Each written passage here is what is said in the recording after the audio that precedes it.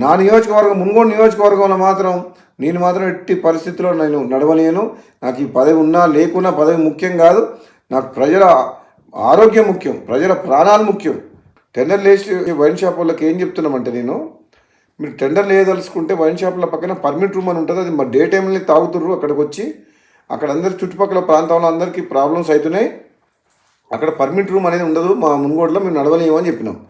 Allow చేయను. నేను ఎమ్మెల్యేగా ఉన్నంత వరకు ప్రజల ప్రాణాలు, ప్రజల ఆరోగ్యమే నాకు ఇంపడి తప్పితే ప్రజల జీవితాలతో ఆడుకునే ఎవరు ఏ పని చేసినా ఎట్టి పరిస్థితుల్లో ఒప్పుకునే ప్రసక్తే లేదు.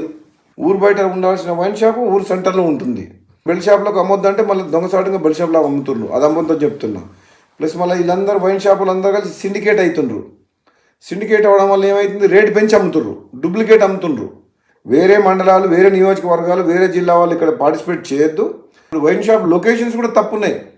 టౌన్లో, సెంటర్లో, పబ్లిక్ ప్లేసెస్లో పెట్టిండ్రు. అది ఊరు బయట పెట్టాలి వైన్ షాప్. అసలు తప్పకుండా ఈ మున్గోడుతో పాటు తెలంగాణ రాష్ట్రంలో ఈ ఎక్సైజ్ పాలసీని సమీక్షించి ఈ ప్రజల ఆరోగ్యం ఖరాబ్ చేసేది కాదు, ప్రజల ఆరోగ్యం మెరుగుపరిచే విధంగా మనం ఏ విధంగా ప్రభుత్వం పనిచేయాలనో ఆలోచన చేయాలని చెప్పి కూడా ప్రభుత్వం దృష్టికి తీసుకుపోతాను నేను తప్పకుండా.